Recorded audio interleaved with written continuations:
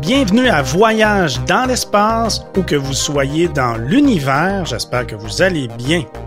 Ici Mathieu Rancourt, géographe et passionné des sciences de la Terre et de l'univers. Il suit l'exploration spatiale depuis plus de 50 ans. Je prends la peine de le souligner pour cet épisode. Je suis en compagnie de mon coéquipier, le journaliste scientifique Claude Lafleur. Bonjour. Bonjour Mathieu, bonjour tout le monde. Tu as raison de le souligner parce que ce dont on va parler aujourd'hui, c'est des idées qui m'ont fait rêver quand j'étais enfant. Il y a effectivement 50 ans, on avait de drôles d'idées, Claude. Vous avez sûrement entendu dire qu'à l'époque, on imaginait qu'en l'an 2000, nos autos allaient voler. Cette curieuse idée n'est pas la seule qu'on a eue. Et on parle ici d'idées énoncées par des gens sérieux, par des ingénieurs, par des scientifiques. Donc, des idées considérées comme tout à fait valables à l'époque.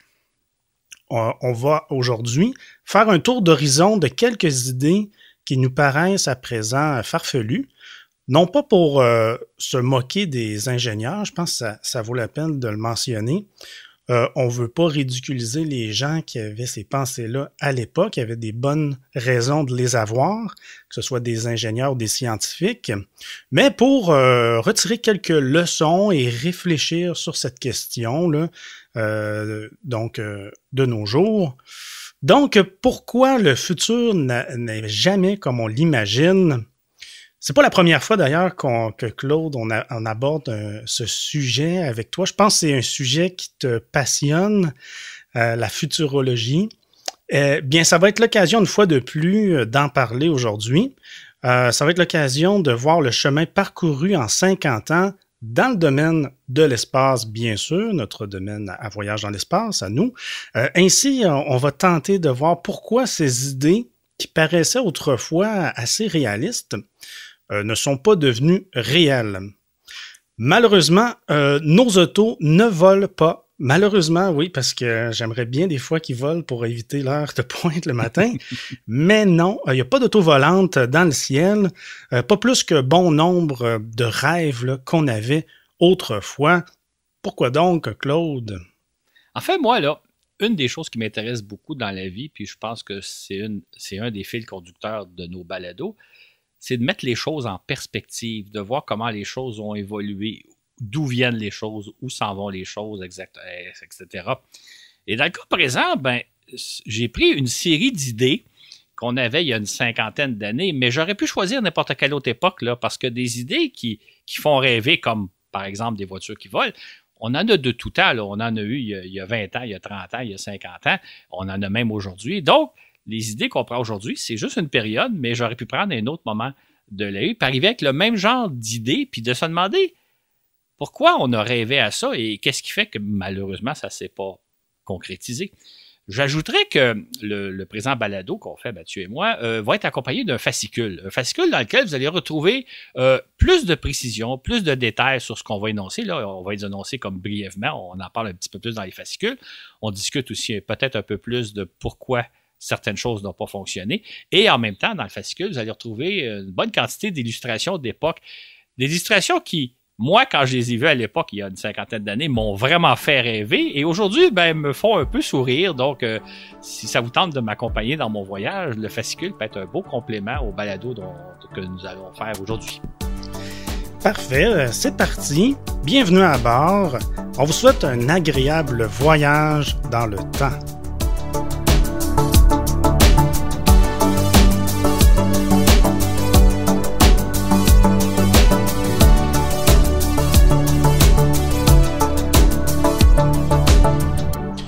Au début des années 70, la NASA, voyant venir la fin du programme Apollo, elle préparait déjà un projet de navette spatiale.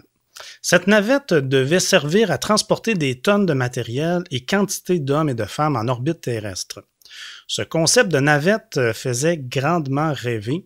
C'est ainsi qu'en octobre 70, un haut responsable de la NASA, George Miller, estimait que la navette spatiale pourrait être facilement convertie en avion de ligne commercial, rien de moins. Miller imaginait qu'un jour, La navette spatiale servirait à transporter des passagers entre deux villes, par exemple entre New York et Paris en moins d'1 heure ou entre n'importe quelle ville d'Amérique et d'Asie. Miller expliquait que cet avion de passagers, pour mettre des guillemets, décollerait à la manière d'une fusée à la verticale pour grimper jusqu'à 130 km d'altitude. Elle irait donc dans l'espace et ses passagers aussi. Puis elle replongerait vers la Terre, traverserait à vive allure l'atmosphère pour venir se poser à l'horizontale comme un avion de ligne. On nous promettait ainsi des envolées fantastiques entre n'importe quel point du globe en passant par l'espace. Une idée étonnante. Pourtant, Claude, George Miller, c'est pas n'importe qui. Absolument. George Miller, c'est un des administrateurs adjoints de la NASA, en quelque sorte un peu comme un vice-président, qui de 1963 à 1969 a été responsable du volet vol habité de la NASA. C'est donc lui qui a piloté, on pourrait dire de main de maître, le programme Apollo de 1963 à 1969, donc jusqu'aux aux 2 premiers débarquements sur la Lune, Apollo 11 et Apollo 12. Ce qui fait que quand en 1970, Miller nous parle que la navette spatiale auquel rêve la NASA, pourrait un jour servir d'avion de transport de passagers entre différentes villes un peu partout à travers le globe. C'est pas n'importe qui là, qui énonce cette idée-là. C'est quelqu'un qui sait de quoi il parle, ce qui fait que c'est une idée tout à fait plausible, même si j'imagine que la plupart des auditeurs qui l'ont entendu ont commencé à sourire en disant c'est incroyable, mais quand Miller l'a énoncé, c'est comme, oh, si lui le dit, c'est une idée vraisemblable. Et comme on le sait, bien, c'est pas arrivé, rien de tout ça est arrivé. Absolument. En fait, la navette spatiale que l'on connaît, là, qu'on a tous connu, s'est avérée être un véhicule beaucoup plus complexe et coûteux à opérer qu'on l'aurait imaginé. En fait, ça a été un véhicule réservé essentiellement à des équipages d'astronautes professionnels. Là, on pourrait même dire des astronautes, des gens qui étaient braves. La navette, dans les faits, a servi à réaliser 133 missions spatiales seulement entre 1981 et 2013. Et donc, ça n'a absolument pas été un avion de ligne comme on l'imaginait il y a une 50aine d'années.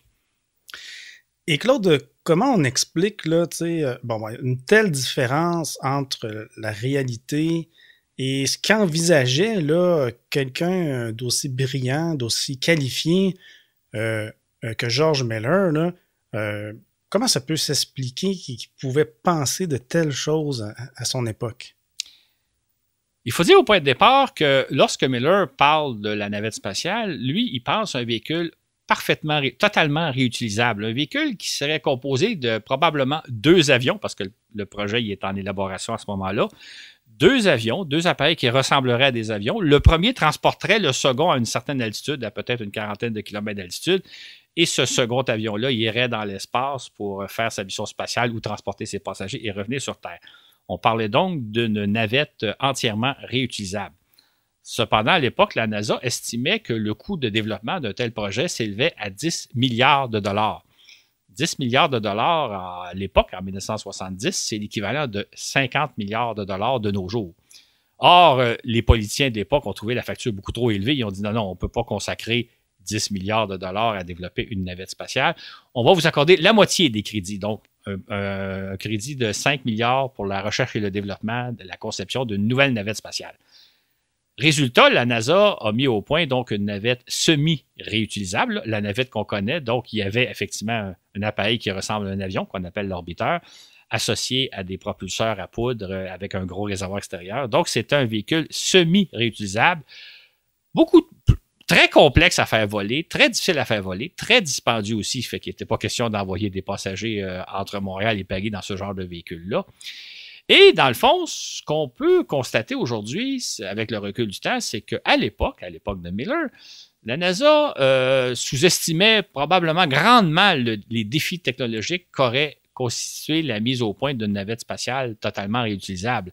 En fait, on pourrait dire, si on était généreux, gentil, on pourrait dire que la NASA faisait preuve d'optimisme, sinon même peut-être, je dirais, d'aveuglement volontaire. C'est-à-dire que Et ça, c'est un phénomène, je pense, qu'on voit souvent, même dans nos vies personnelles ou en tout cas dans la société dans laquelle on vit, c'est quand on tient vraiment à réaliser un projet, là, qu'un projet nous tient beaucoup à cœur, on est naturellement optimiste en se disant « Ah, ça va bien aller, ça ne coûtera pas trop cher, il va sûrement y avoir des problèmes, mais quand même, ça va bien aller. » En réalité, parfois, on fait preuve d'aveuglement volontaire. On sous-estime plus ou moins consciemment, peut-être pas nécessairement consciemment, mais plus ou moins, la difficulté du projet pour le réaliser. Et c'est ce qui est arrivé avec la navette spatiale. Parce que je pense que je pourrais m'avancer aujourd'hui en disant que si aujourd'hui, on voulait développer une navette spatiale entièrement réutilisable et peut-être aussi facile d'utilisation que ce que Miller parlait il y a 50 ans, même aujourd'hui, on n'y arriverait pas. Là. On n'a pas encore les technologies. On n'est pas encore rendu là. Ce qui fait que Miller, qui était quelqu'un de très compétent,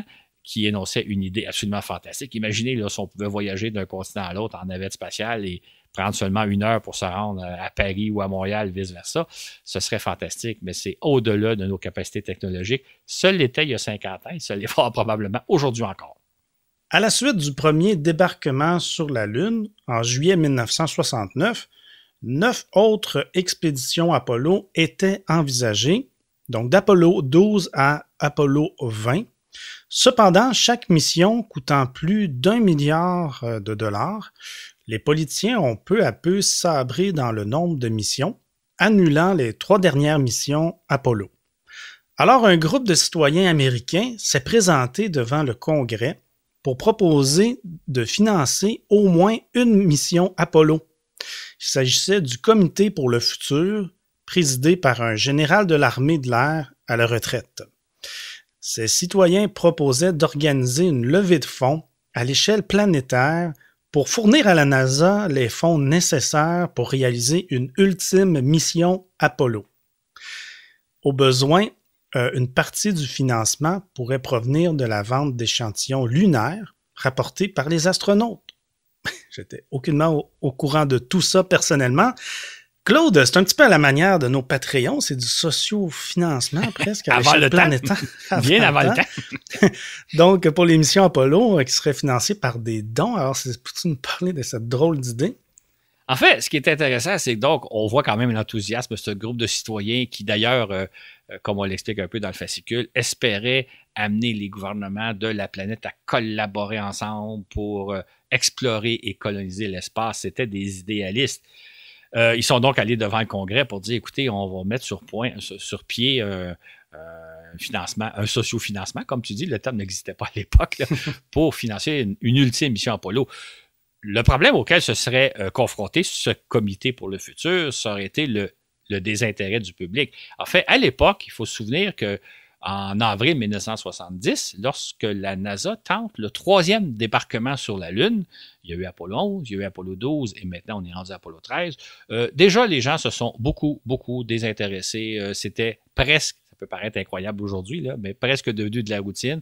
Les gens s'intéressaient, bon, on retourne encore une fois sur la Lune, pourquoi y faire? Et évidemment, l'intérêt a repris beaucoup d'ampleur lorsqu'il est arrivé une explosion à bord du vaisseau Apollo 13. Là, soudainement, les médias se sont mis à s'intéresser à la mission, le grand public aussi, parce que là, il y avait un drame, il y avait un suspense. Mais autrement, déjà, après 2 missions Apollo 11 et 12, les gens étaient un peu blasés d'aller sur la Lune. Ce qui fait qu'on peut imaginer que si le comité avait tenté d'amasser 1 milliard de dollars, et quand je dis 1 milliard de dollars, c'est des dollars de l'époque, là, c'est l'équivalent de peut-être quelque chose comme 5 milliards aujourd'hui, nul doute que ça n'aurait pas marché, il se serait cassé le nez parce qu'il n'y aurait pas l'enthousiasme pour financer peut-être une mission Apollo 18 si on avait réalisé jusqu'à Apollo 17 comme la NASA le fait. Ça n'aurait pas marché, même si le comité était plein de bonnes intentions et de bonne volonté. Aujourd'hui, on se demande pourquoi Apollo, on a arrêté les missions alors qu'on avait la capacité de le faire. Donc, pourquoi on a arrêté ça? Et à l'époque aussi, quand ça s'est arrêté, il y a beaucoup de gens qui étaient très déçus de voir ce programme-là. Ils voyaient bien que ça allait s'estomper, là. Donc, même les contemporains de l'époque là, auraient vraiment voulu que ça se poursuive. En fait, là, c'est intéressant comme question parce que récemment, là, il y a eu la mission Persévérance là, qui s'est posée sur Mars. Et on a fait état que c'était le 5e véhicule tout-terrain d'exploration de la planète Mars. Et il y a quand même beaucoup de gens qui se sont demandé pourquoi retourner sur Mars, pourquoi d'explorer Mars. On a rapporté que le coût de la mission est de 2,7 milliards de dollars. Il y a des gens qui disent peut-être qu'on devrait consacrer ces 2,7 milliards de dollars à d'autres choses, à des choses peut-être plus utiles sur Terre. On avait le même débat à l'époque d'Apollo, c'est-à-dire que, OK, on avait comme objectif d'aller sur la Lune, on est allé avec Apollo 11. À quoi sert d'y aller 3, 4, 5, 6, 7, 8, 10 fois? Donc, à l'époque, on se demandait à quoi ça servait. Aujourd'hui, je pense qu'il y a beaucoup de gens qui nous écoutent, qui ont jamais vu de mission Apollo, qui trouvent ça navrant, comment on a pu se lasser aussi rapidement. On assiste un petit peu au même phénomène avec la mission Persévérance, bien que tout le monde, je pense, est fasciné par cette mission-là. Mais il y a quand même des gens qui disent à quoi ça sert d'explorer Mars, puis pourquoi dépenser autant d'argent? C'est le même questionnement qui était il y a 50 ans. Effectivement. L'idée de financer Apollo de cette façon-là, Claude, on pourrait-tu dire que ça nous rappelle le projet Juno à quelque part? Absolument. Peut-être que les gens l'ont oublié maintenant, mais en 1990, en Grande-Bretagne, on a organisé une loterie nationale dont le prix, c'était un voyage à bord du complexe orbital Mir. Donc, le ou la gagnante de la loterie voyagerait en capsule Soyouz jusqu'à la station spatiale Mir, passerait une semaine à bord et reviendrait sur Terre. L'idée, c'était de ramasser 7 millions de livres sterling, donc à peu près une douzaine de millions de dollars ou d'euros, si on met ça en dollars. Et ça permettrait de financer le voyage. Fait que imaginez, vous organisez une loterie. Là, imaginez si aujourd'hui on organisait une loterie en disant le gagnant là, va aller dans l'espace. Il va avoir la chance d'aller dans la Station spatiale internationale. Malheureusement, la loterie n'a pas tout à fait fonctionné. C'est-à-dire qu'ils n'ont pas réussi à ramasser les 7 millions de livres sterling nécessaires pour défrayer le billet du gagnant. Néanmoins, les Soviétiques ont respecté leur engagement et ce qui a permis à la gagnante, qui s'appelle Hélène Sharman, d'aller passer une semaine à bord de Mir. Petit détail, si ma mémoire est bonne, Hélène Sharman, c'est une chimiste qui travaillait pour la compagnie de chocolat Mars, qui fait les tablettes de chocolat Mars. Donc, il y avait un lien pour l'espace. Mais imaginez, si en 1990, des gens qui organisent une loterie nationale avec un prix quand même alléchant, là, je ne sais pas si ça fonctionnerait aujourd'hui, si ces gens-là n'ont pas réussi à ramasser 7 millions, une douzaine de millions de dollars ou d'euros, comment les gens du projet Apollo, le comité pour le futur dont on parlait tantôt, auraient pu ramasser l'équivalent d'1 milliard de dollars à l'époque, en 1970, pour financer une ultime mission Apollo? C'est dommage de penser que la mission Juno n'a pas fonctionné, c'est-à-dire parce que probablement que s'il avait ramassé beaucoup plus que les 7 millions de livres sterling, il y aurait peut-être eu d'autres loteries, pas nécessairement en Angleterre, peut-être en France, peut-être ici au Canada ou ailleurs aux États-Unis. Malheureusement, même à cette époque-là, on n'a pas réussi à ramasser l'argent nécessaire pour payer quand même un prix assez extraordinaire, un voyage dans l'espace.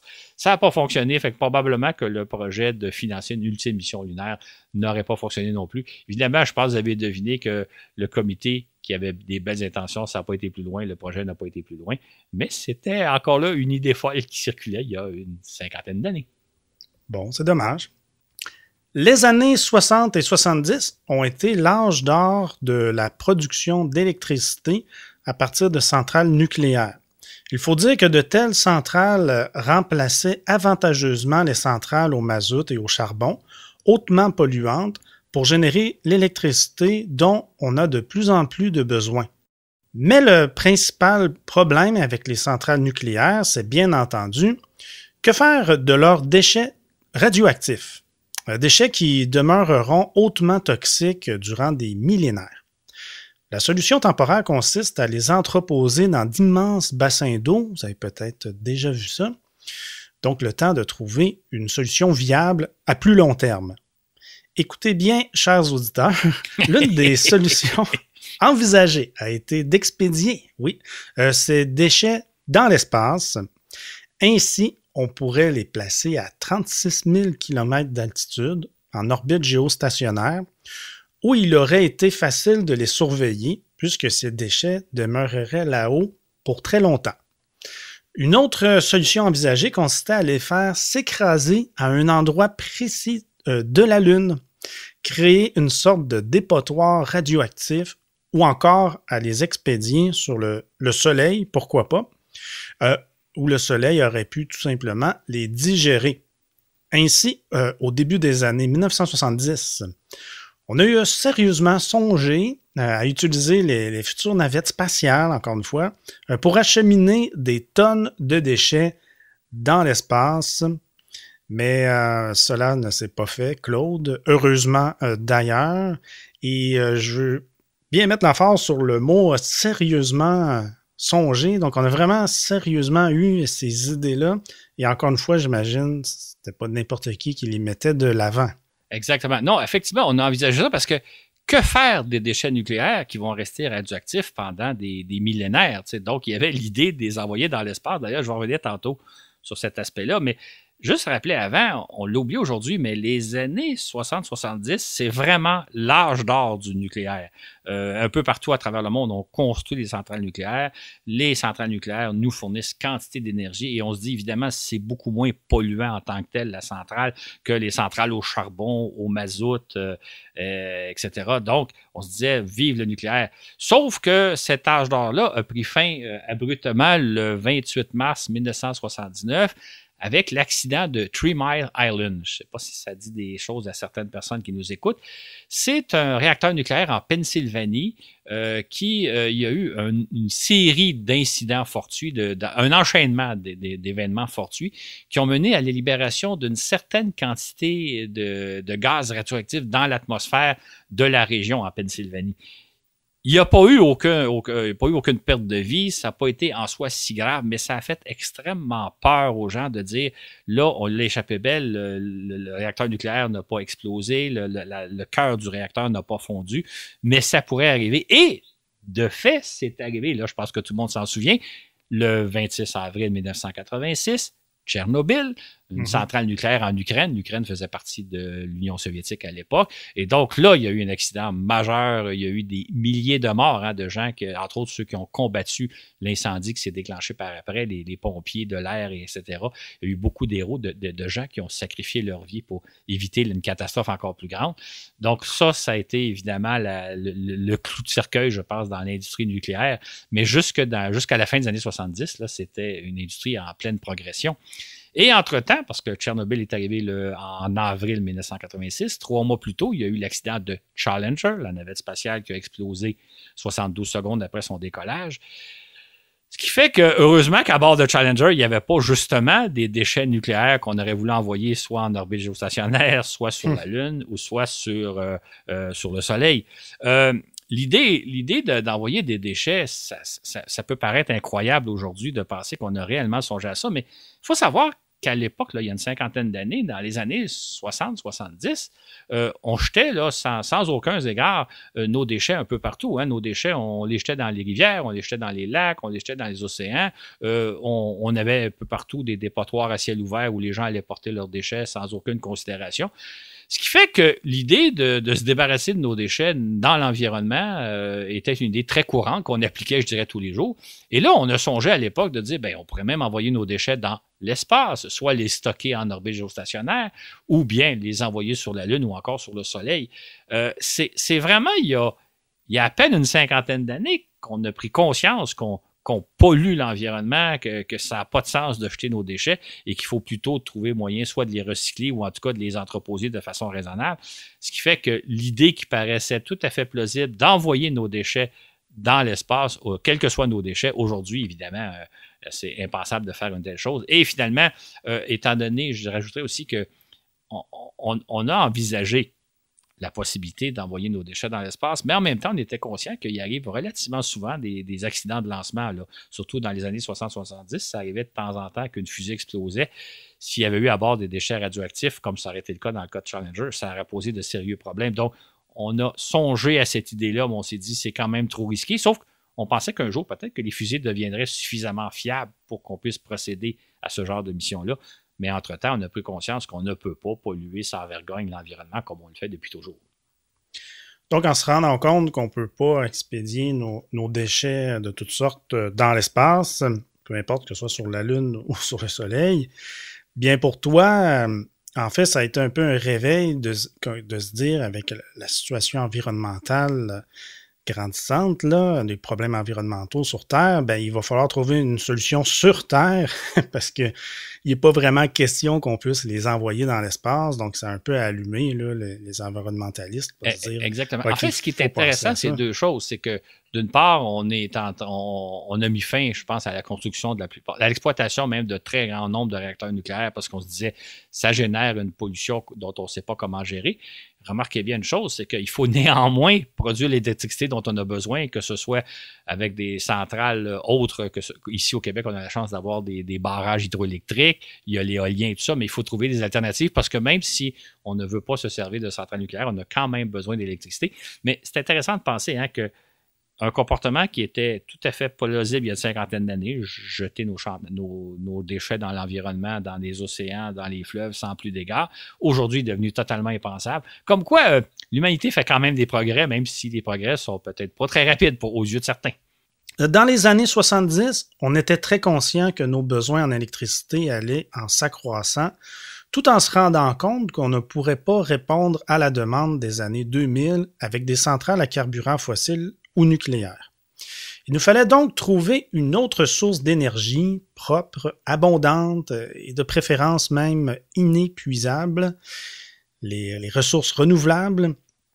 Donc une telle source d'énergie existe, le soleil. Donc déjà, on équipe nos satellites de panneaux solaires qui, en convertissant les rayons solaires en électricité, produisent gratuitement et à profusion toute l'énergie requise pour opérer les satellites aussi longtemps qu'ils vont demeurer utilisables.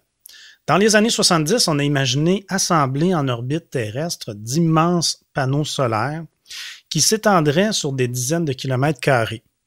Ces immenses panneaux solaires recueilleraient l'énergie du soleil pour la convertir en électricité.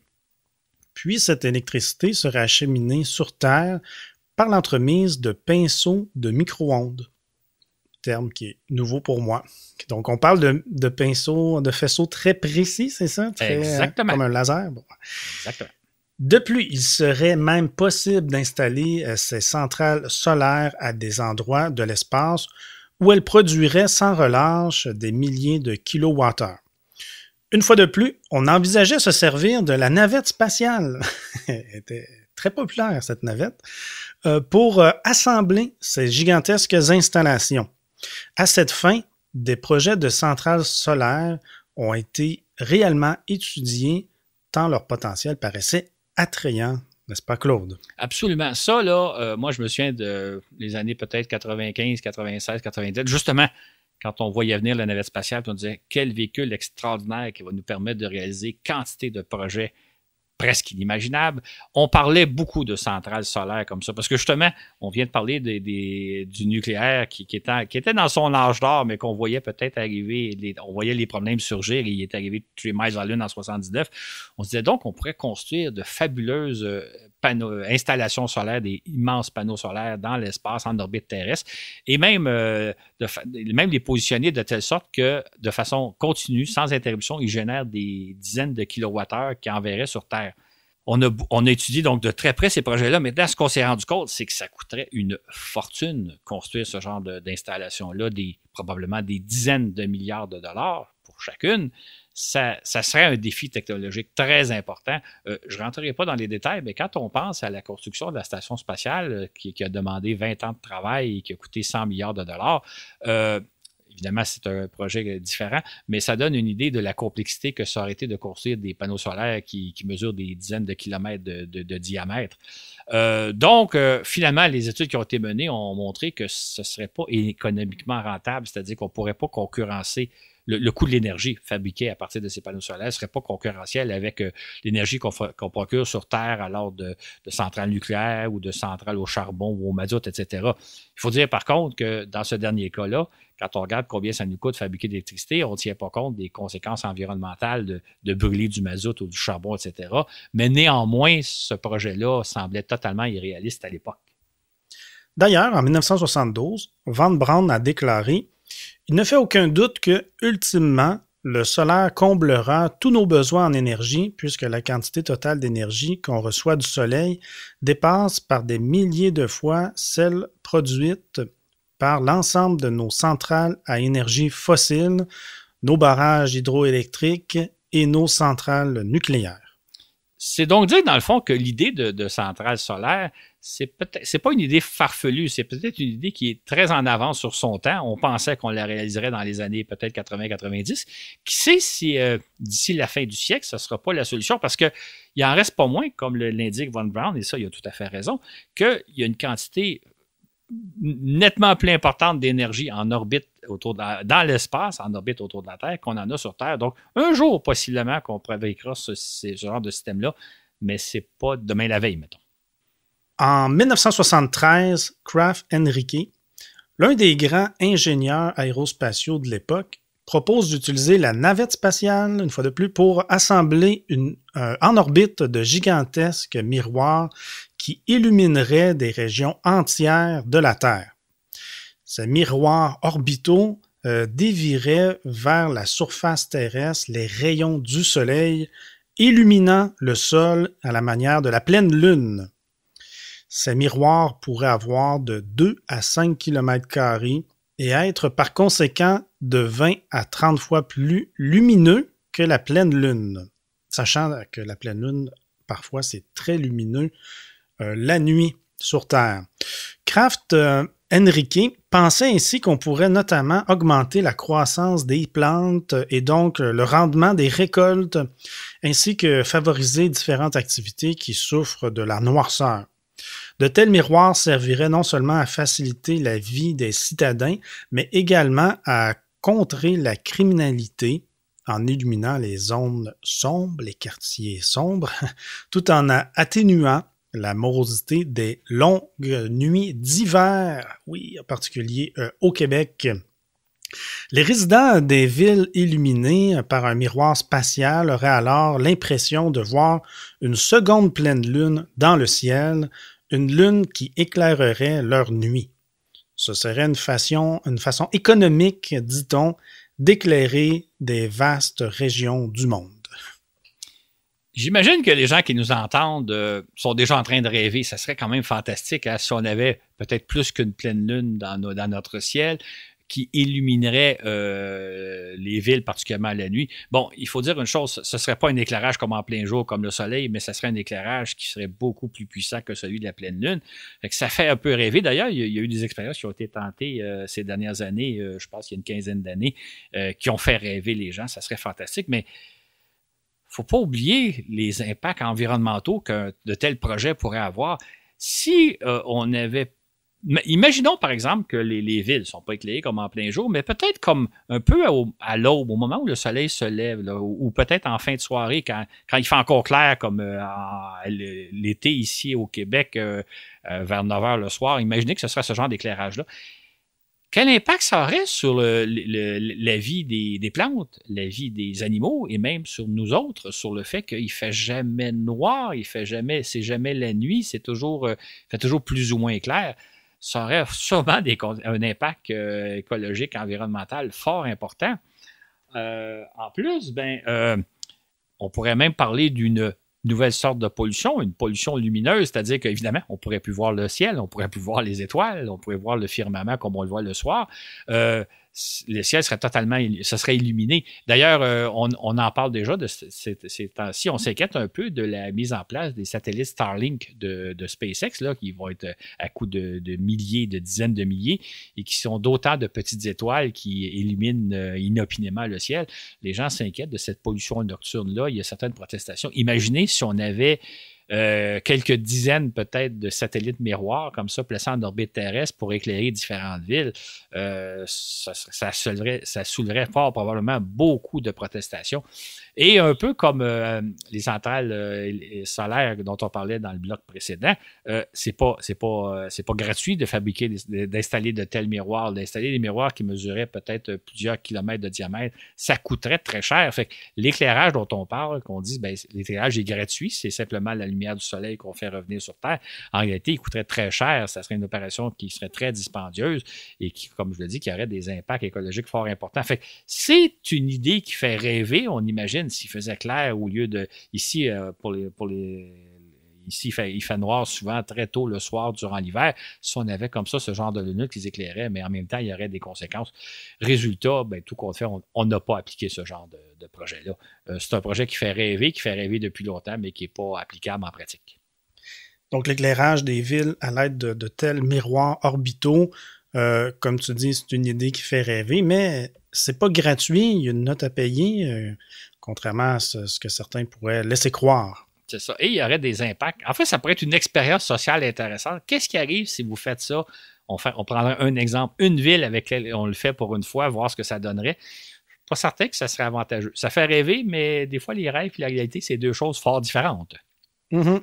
Si mes mémoires ne me jouent pas des tours, mais je t'ai déjà entendu à l'un de tes passages à notre ami Pauloud 98.5, tu avais parlé d'un projet chinois qui était un peu dans ce genre-là, là, de vouloir reproduire la Lune dans le ciel. Tu as une très bonne mémoire. Tu rêvais à ça? Non, tu as une très bonne mémoire. Ça doit être une dizaine d'années. Ça doit être au début des années 2010 où les Chinois ont procédé à une expérience. Et effectivement, j'avais à peu près mis la même chose parce qu'on me fait venir en studio. On m'a dit, Claude, c'est fantastique, ça serait extraordinaire. Avez-vous pensé aux conséquences environnementales de ne plus avoir de nuit? Je ne suis pas certain que c'était une bonne idée. Fait que oui, effectivement, j'en avais déjà parlé. Puis moi, je voyais l'ensemble des choses. Je me disais, bon, ça fait rêver comme projet, mais pensons aux conséquences. Malheureusement. Au début des années 70, on prévoyait qu'à partir des années 80, une centaine de personnes vivraient et travailleraient sans relâche en orbite terrestre à bord de grandes stations orbitales. On prévoyait également que les hommes s'installeraient sur la Lune, comme dans des bases scientifiques qu'on voit là, en Antarctique, par exemple. En conséquence, on entrevoyait le jour où surviendraient des catastrophes dans l'espace, notamment des navettes en perdition, un peu comme ça se passe parfois en haute mer. Voilà pourquoi les Américains et les Soviétiques ont envisagé de collaborer pour mettre en place diverses mesures de sauvetage. À cette époque, leurs vaisseaux spatiaux étaient incompatibles, notamment parce que les systèmes d'accostage et d'amarrage reposaient sur des technologies différentes. Par exemple, l'air que respiraient les astronautes et les cosmonautes était fort différente. En effet, l'atmosphère à l'intérieur des capsules Apollo était constituée d'oxygène pur à 1/3 de la pression normale, tandis que les cosmonautes baignaient dans une atmosphère composée d'oxygène et d'azote à pression normale, donc comme l'air qu'on respire sur Terre. Eh bien, c'est intéressant comme fait ici. En conséquence, il aurait été impossible aux vaisseaux des deux camps de se porter secours mutuel. Est-ce que c'est possible? Bien, effectivement, d'ailleurs, la préoccupation est un peu a surgi avec Apollo 13 quand il est arrivé l'accident. On s'est demandé, est-ce qu'on aurait pu envoyer un vaisseau, est-ce que les Soviétiques auraient pu envoyer un vaisseau pour aller peut-être secourir l'équipage d'Apollo? Évidemment, là, il y avait tout le problème de dire les deux atmosphères ne sont pas compatibles et aussi, et surtout peut-être, les systèmes d'arrimage et d'accostage parce qu'il faut que les deux vaisseaux puissent se rencontrer, s'arrimer l'un à l'autre. Or, chacun avait sa propre technologie. Maintenant, dès 1970, les Américains et les Soviétiques ont entrepris de négocier ensemble justement pour faire en sorte que les vaisseaux deviendraient compatibles et surtout qu'on savait qu'avec la navette spatiale, le problème de l'atmosphère serait résolu. C'est-à-dire que d'abord des navettes spatiales, les astronautes respirent de l'air normal comme nous sur Terre et comme les cosmonautes soviétiques le faisaient à bord de leur vaisseau. Donc, il n'y aurait plus de problème d'incompatibilité d'air. Par contre, il restait à mettre au point un système d'arrimage compatible qui ferait que autant les vaisseaux américains et soviétiques pourraient s'arrimer les uns aux autres. Et c'est ce qui a donné lieu d'ailleurs à la mission Apollo-Soyouz de l'été 1975, une mission dont on va sûrement parler un jour, parce que ça a été un jalon très important dans la collaboration entre les Américains et les Soviétiques. Et là, on est en pleine guerre froide au moment où ça se passe, mais devant la nécessité de peut-être éventuellement se porter secours les uns les autres, on a commencé à négocier et on est arrivé à des solutions assez intéressantes. Eh bien, intéressant. Et puisqu'on s'apprêtait à s'installer en orbite terrestre à partir des années 80, on a également envisagé de mettre en place un service de vaisseau de sauvetage prêt à décoller en tout temps, une sorte d'ambulance spatiale. L'idée était de toujours garder prêt au décollage un vaisseau piloté par un équipage entraîné à faire face à toute éventualité, un peu à la manière des services de secours disponibles sur Terre, comme la garde côtière, les services de secours aéroportés. Je pourrais ajouter, Claude, un peu comme les services de pompiers dans les aéroports qui sont prêts à intervenir à tout moment s'il y a un problème. Donc, c'est un petit peu ça l'idée qu'on avait, là.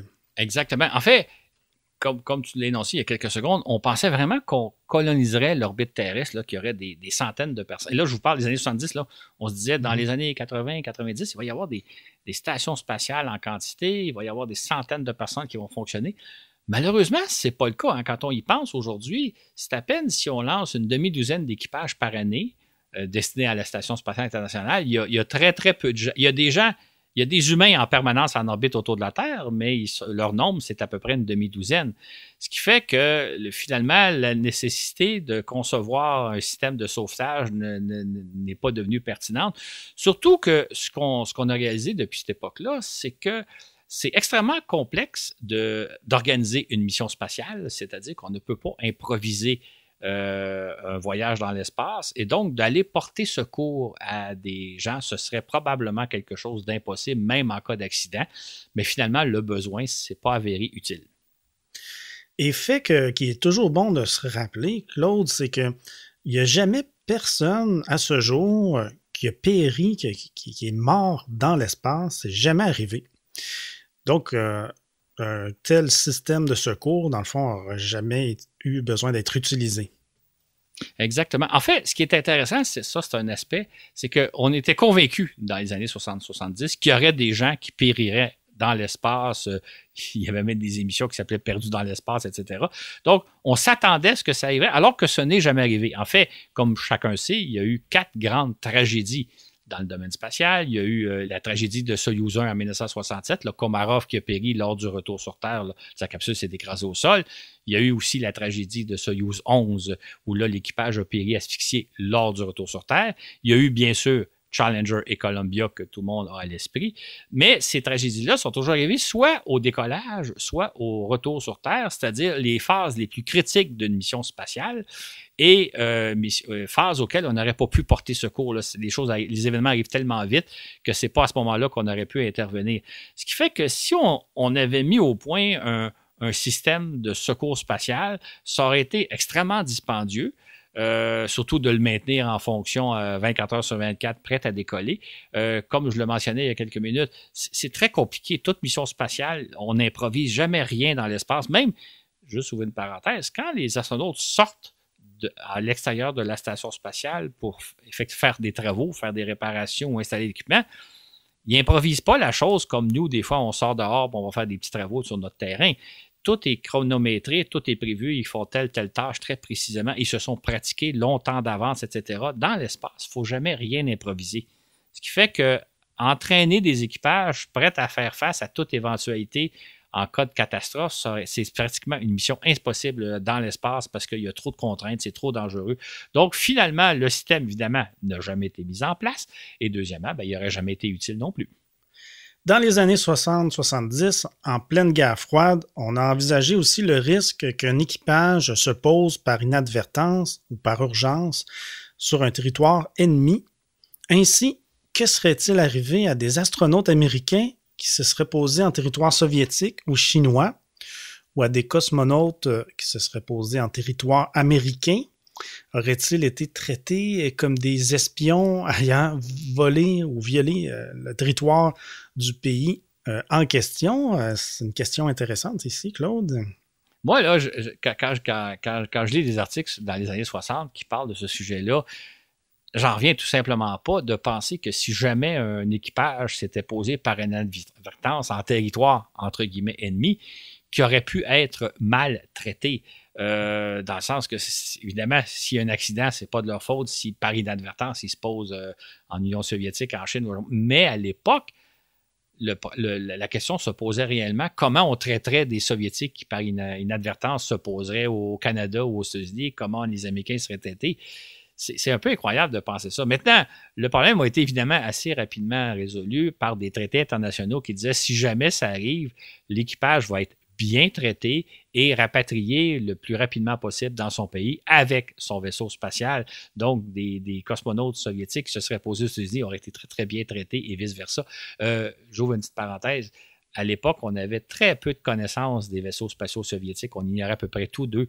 J'imagine que si une capsule Vostok ou Soyouz s'était posée aux États-Unis, on l'aurait remis aux Soviétiques, mais on aurait pris un petit peu de temps pour l'analyser, pour la scruter un peu, en apprendre un peu.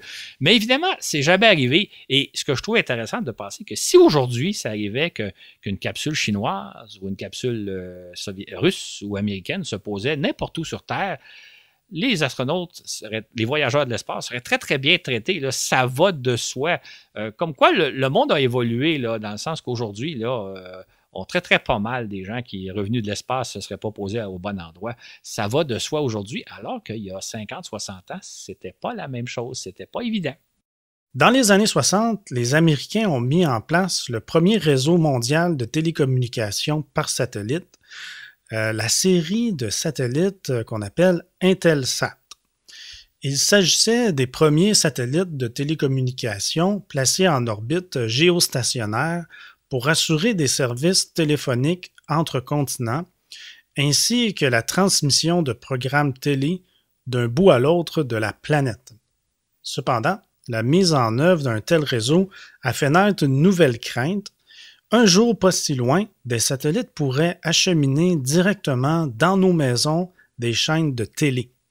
C'est ce qu'on appelle la télédiffusion directe par satellite ou DBS pour Direct Broadcasting Satellite.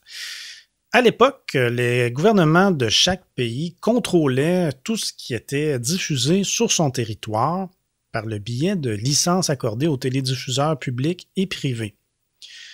Mais voilà que la venue des DBS allait permettre à n'importe quel opérateur de satellite d'acheminer directement dans nos foyers ce que bon lui semblerait.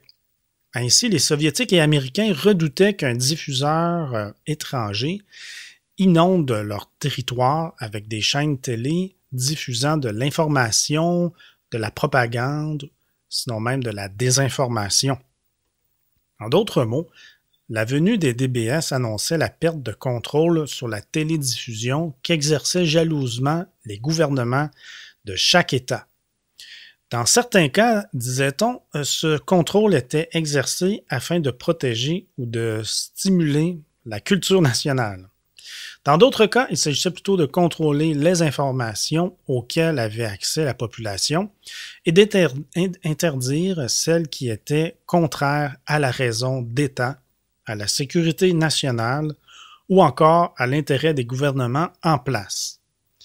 Les Soviétiques redoutaient tout particulièrement la menace posée par des DBS américains, au point de faire des représentations auprès des Nations Unies, et oui, afin d'établir le droit international de pouvoir abattre tout satellite DBS qui empiéterait sur sa souveraineté. Il cherchait ainsi à justifier le recours à des armes capables de détruire d'autres satellites, ce qu'on appelle des armes anti-satellites ou ASAT. En fait, ce qu'il faut savoir quand on lit l'histoire, c'est que depuis le tout début de l'ère spatiale, les militaires cherchent à se doter de systèmes anti-satellites, donc de moyens, soit des missiles, soit d'autres satellites, capables de détruire des satellites ennemis. On redoutait beaucoup au début de l'ère spatiale la venue des satellites espions, des satellites qui pourraient voir tout ce qui se passe en territoire ennemi, voir ce qui se passe de l'autre côté du rideau de fer.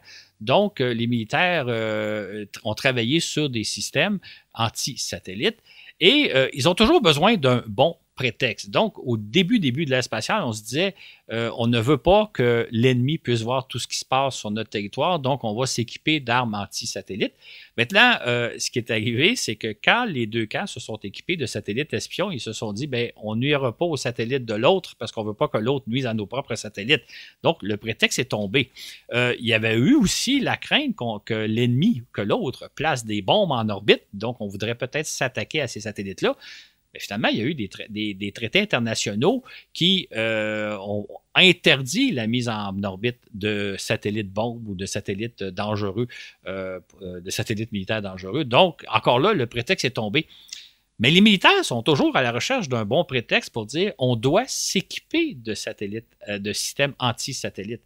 Et donc, l'arrivée des DBS, c'est-à-dire l'idée qu'à partir dans les années 90, que bientôt, peut-être dans les années 80, l'autre camp pourrait se doter de satellites de télédiffusion directe, a généré un nouveau prétexte pour se doter d'une arme anti-satellite. Donc, on est toujours à la recherche d'un prétexte. C'était le prétexte de l'époque, mais il faut savoir que quand on pense à ce genre de système-là, ben là, on ouvre une boîte de Pandore parce que si vous vous dotez de systèmes anti-satellites, l'autre camp va faire la même chose, se doter, on assiste à une nouvelle course aux armes, etc. Donc, on est à la recherche d'un prétexte. Dans les années 90, le prétexte, c'était les DBS. Avant ça, ça a été les satellites espions et on est toujours à la recherche d'un prétexte. Heureusement, jamais ce droit n'a été reconnu. Néanmoins, tant du côté américain que soviétique, une panoplie d'armes anti-satellites ont été mises au point. Même les Chinois et les Indiens se sont dotés d'ASAT.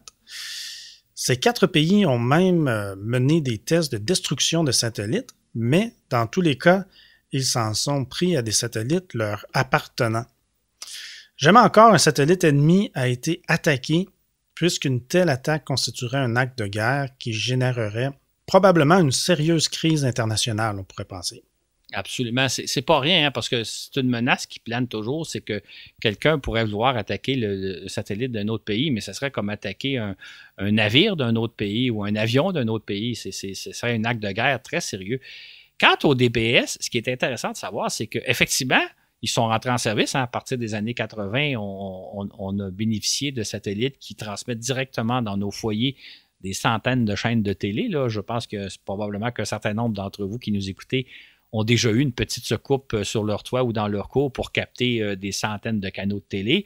Quand on dit centaines de canaux de télé, c'est de toutes les sortes, hein, des canaux de sport, des canaux de films, n'importe quoi, même de la pornographie.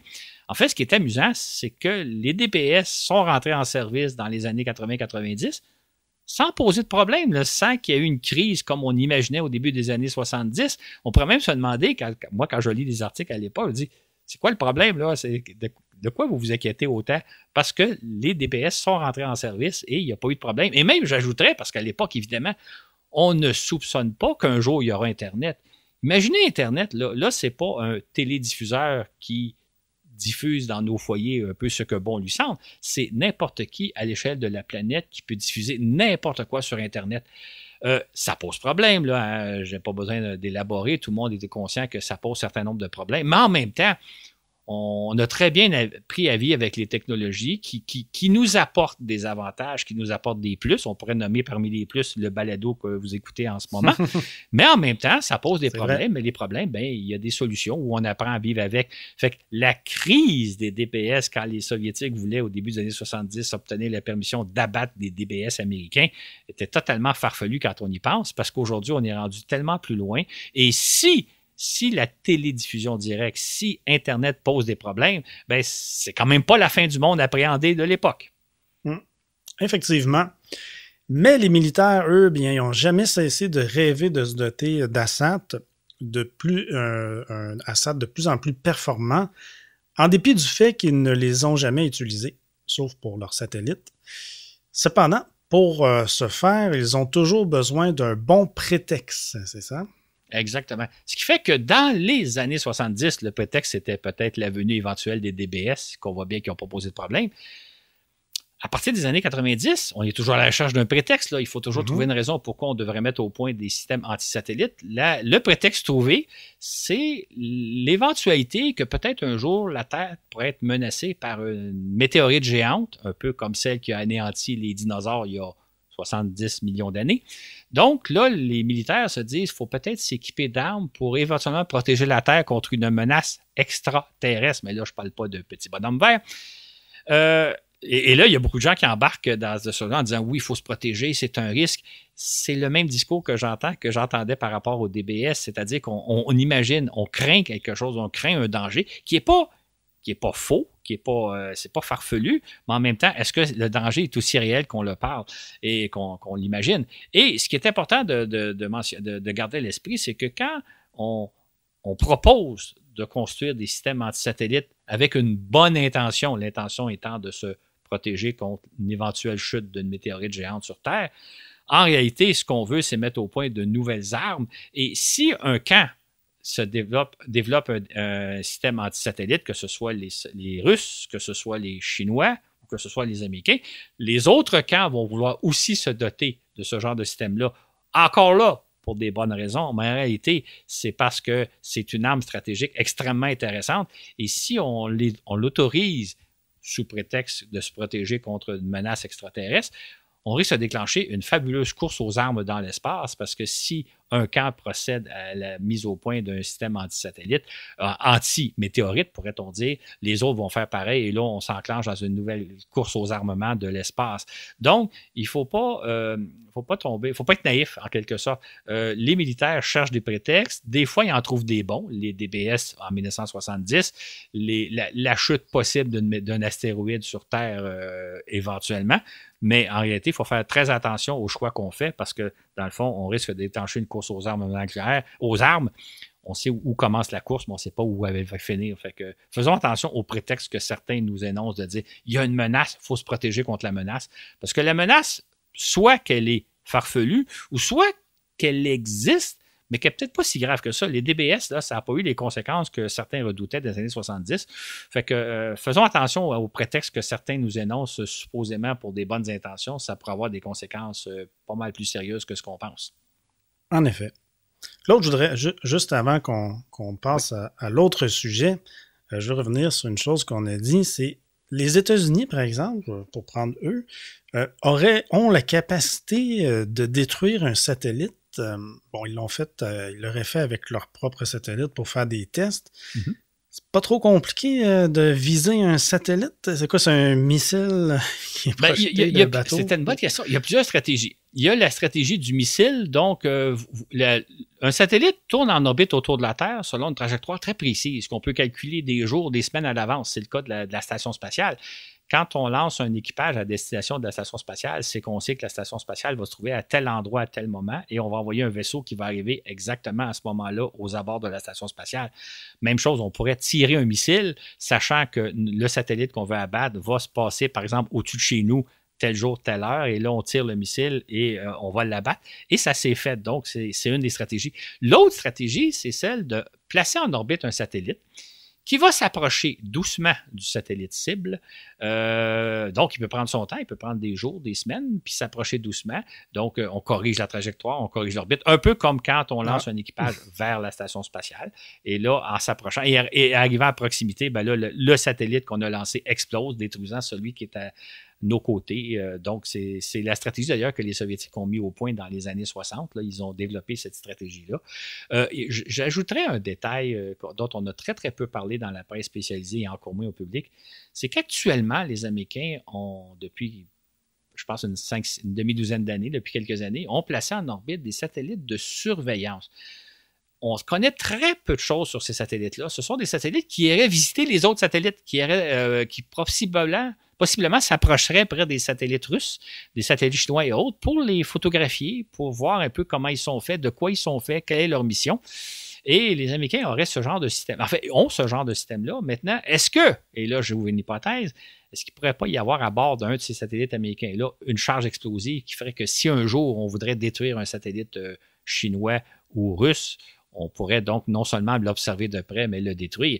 Mais je reviens à ce que je disais un peu plus tôt. Faire ça, c'est un acte de guerre. C'est comme s'attaquer à un porte-avions chinois ou un porte-avions russe ou un porte-avions américain ou à une base militaire. Ça aurait des conséquences graves. Donc, si techniquement c'est possible, il y a des questions géopolitiques en jeu qui rendent probablement l'opération impossible, à moins qu'on soit véritablement en guerre. Mm-hmm. Eh bien, on passe à notre dernier sujet. En janvier 1971, Van Braun déclarait « Je ne serai vraiment pas surpris le jour où, dans 50 ans, ceux et celles qui se rendent actuellement en Europe auront les moyens de se rendre sur la Lune. » Van Braun estimait ainsi que la conquête de la Lune allait se dérouler de la façon suivante. D'abord, au cours du prochain quart de siècle, donc avant 1995, la Lune sera essentiellement explorée par des scientifiques qui vont y mener des travaux de géologie ou d'astronomie. Ces hommes vont y séjourner pour des périodes de 3 mois environ. Ensuite, d'autres vont s'y installer pour des périodes de plus en plus longues. Éventuellement, ces hommes exigeront la venue de leur épouse et de leurs enfants, sans quoi ils seront portés à déprimer, estimait Von Braun. En conséquence, poursuivait-il, des enfants vont naître sur la Lune, et pour eux, venir sur Terre, ça va être de les plonger dans un environnement étrange, un environnement où tout est 6 fois plus lourd que sur la Lune, où l'air contient du pollen et de la pollution, où la météo change constamment. Toutes ces des conditions qui paraîtront aussi étranges à ces enfants que l'environnement lunaire nous le paraît à nous. Selon Von Braun, voilà où on va être rendu à l'an 2020. 2020, oui. Hein? En ce moment-là, estimait-il, un billet de navette pour la Lune va coûter pas plus cher qu'un billet d'avion pour aller en Europe en 1971. Imaginez, là, c'était la vision qu'on avait, puis Von Braun, c'est quand même pas n'importe qui, hein? C'est le père des V2, c'est celui qui a amené les Américains jusque sur la Lune. Donc, lui, quand il énonce une idée comme ça a du poids, là. Fait que pour Von Braun, d'ici l'an 2020, donc notre époque, on va pouvoir aller facilement dans l'espace. Même vous et moi, on va pouvoir se payer un week-end ou une semaine sur la Lune, comme on fait normalement des voyages en Europe ou en Amérique, selon la direction où on habite. En fait, comme je l'ai déjà mentionné dans certains balados, hein, en 1969, à l'époque d'Apollo 11, certaines compagnies aériennes comme Pan Am, TWA, Air Canada prenaient des réservations pour d'éventuels voyages sur la Lune. Ces compagnies aériennes-là on pensait assez sérieusement que dans les années 80 ou peut-être 90, nous pourrions, vous et moi, aller sur la Lune, alors que c'est évidemment vraiment pas le cas. En fait, ce qui est amusant quand on fait un survol de tout ce qu'on a pensé par rapport à l'exploration de l'espace, on se rend compte que nos rêves de voyage rapetissent régulièrement. Au début de l'ère spatiale, là, dans les années 50 ou peut-être au début des années 60, on penserait que, évidemment, on s'installerait sur la Lune, on installait des colonies sur la Lune, on conquérait la planète Mars, et possiblement que vous et moi, on pourrait aller passer des week-ends sur la Lune et possiblement même sur Mars. Par la suite, on a commencé à rêver que peut-être qu'on pourrait aller sur la Lune, mais guère plus loin. Et aujourd'hui, on espère que les citoyens ordinaires comme vous et moi, peut-être qu'on pourrait aller éventuellement en orbite autour de la Terre, ou peut-être même juste à 100 km d'altitude. Là. Encore là, c'est faisable, hein, il y en a qui le font, mais ça leur coûte des millions de dollars ou des centaines de milliers de dollars dans le cas de certains vols en préparation. Donc, on n'est vraiment pas où on pouvait penser Von Braun, c'est-à-dire que vous et moi, on se paye des voyages en Europe, sur la Lune, comme on se paye des voyages en Europe ou en Amérique. Ça ne s'est vraiment pas passé comme on l'avait prévu, malheureusement. Ce survol de projet fantastique qui flottait dans l'air dans les années 70 fait sourire de nos jours. On rêvait grand il y a 50 ans, n'est-ce pas? Mais comment se fait-il que des projets envisagés par des sommités du domaine spatial, ça ne soit pas réalisé? Comme les Von Braun, les Muller, les Enrique de ce monde. Comment ont-ils pu, Claude, se tromper à ce point? C'est évidemment la question qu'on se pose tous, mais moi je pense que on pourrait évidemment passer en revue chacun des projets puis expliquer pourquoi ça n'a pas fonctionné. On l'a fait un peu, là, mais on va s'intéresser en fin de balado aux grandes raisons générales. Pourquoi l'avenir ne se passe jamais comme on l'avait envisagé? C'était vrai il y a 50 ans et c'est fort probablement vrai aujourd'hui. C'est-à-dire que comment on voit l'avenir dans 25 ou 30 ou 50 ans, ça ne sera pas comme ça que ça va se passer. Et le pourquoi de la chose, c'est peut-être ce qu'on va étudier en se servant du domaine spatial comme exemple. En fait, lorsqu'on replonge dans les récits et rêves qu'on faisait à propos de l'exploration spatiale, qu'il s'agisse d'études savantes comme d'œuvres de fiction dans les années 50, années 60, années 70, etc., on constate que d'une manière générale, on sous-estime toujours les défis posés par les vols spatiaux. En fait, là, ce qui est intéressant quand on fait un survol, on se rend compte que dès le départ, on est probablement parti sur une fausse piste. Je m'explique. Dès le départ de l'ère spatiale, je parle des années 50, 60 et même 70, on a beaucoup assimilé l'exploration spatiale à l'exploration des océans d'il y a 500 ans. C'est-à-dire qu'on imaginait que l'exploration spatiale se déroulerait un peu comme à l'époque de Christophe Colomb, Magellan et compagnie, c'est-à-dire qu'on explorait de nouveaux océans, c'était les termes d'ailleurs qu'on employait, on découvrait des nouveaux continents, et donc on assimilait l'exploration spatiale à celle de la découverte des nouveaux continents, éventuellement à la colonisation de l'Amérique. Donc, on imaginait qu'il y aurait, dans un premier temps, des équipages très braves qui exploraient l'espace dans des vaisseaux spatiaux, qui exploraient tout le système solaire, qui exploraient la Lune, Mars, qui navigueraient à travers le système solaire, un peu ce que nous présente d'ailleurs la vision de Star Trek.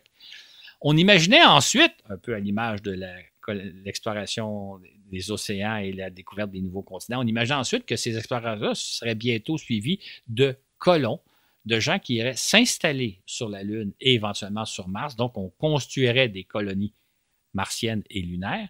Et éventuellement, ces colons-là accueilleraient des touristes qui viendraient en visite. Donc, exactement comme c'est passé, si je pense, du point de vue des Européens par rapport à l'Amérique, la découverte des Amériques, la colonisation des Amériques et maintenant le fait qu'on se promène d'un continent à l'autre. Or, c'est pas ça du tout qui s'est passé, cette image-là que même des gens comme Von Braun, Enrique, Miller charriaient à leur époque, cette image-là est totalement fausse. On constate en effet que les choses ne se passent rarement comme on le pense. Ainsi, les premières incursions de l'homme dans l'espace, on pense à Gagarine, Glenn et compagnie, n'ont pas été suivies par la colonisation de l'orbite terrestre, pas plus que les premiers pas de Neil Armstrong et de ses 11 compagnons n'ont pas mené à la colonisation de la Lune. Et la conquête de la Lune n'a pas servi de tremplin vers Mars, comme on l'a longtemps cru et qu'on le croit encore. Claude, on arrive à la fin de l'émission. Donc, pour ceux qui nous écoutent sur Patreon, voici une portion exclusive où que Claude va nous donner 2 raisons fondamentales qui expliquent la différence entre la conquête des océans du globe et celle de l'espace. Pour ceux qui nous écoutent gratuitement, place maintenant à la conclusion. Merci Claude pour cette excellente émission. Au plaisir. Bienvenue à nos nouveaux patrons, nouvelles patronnes. Donc, Dominique Mariani, Alain Authier, Xavier Belleville et Michel Normand. Bienvenue à bord. Merci beaucoup pour votre soutien sur Patreon. Un merci spécial aussi à Marc Barrette qui a augmenté sa contribution, en plus de nous offrir de nombreux conseils ou suggestions, idées. Il est presque rendu notre conseiller spécial. Toujours un plaisir de te parler, Marc, sur Patreon. Le lien dans la description, c'est donc Patreon, c'est notre plateforme de sociofinancement. Vous pouvez donc nous encourager et obtenir du contenu additionnel. Parlant de contenu additionnel, bien comme vous savez, cette émission que vous venez d'entendre est intégrale sur Patreon. Donc, il y a du contenu bonus à la fin de l'émission. Aussi, la sortie, c'est pas la même chose. C'est beaucoup plus à l'avance sur Patreon maintenant. Dans cet exemple-ci, l'émission est sortie le 21 mars sur Patreon et le 4 avril, ça devenait disponible pour les auditeurs qui nous écoutent gratuitement. Donc, c'est pas mal ça. On a aussi une page Facebook, Voyage dans l'espace. Sur ce, où que vous soyez dans l'univers, je vous dis à la prochaine pour un autre voyage dans l'espace.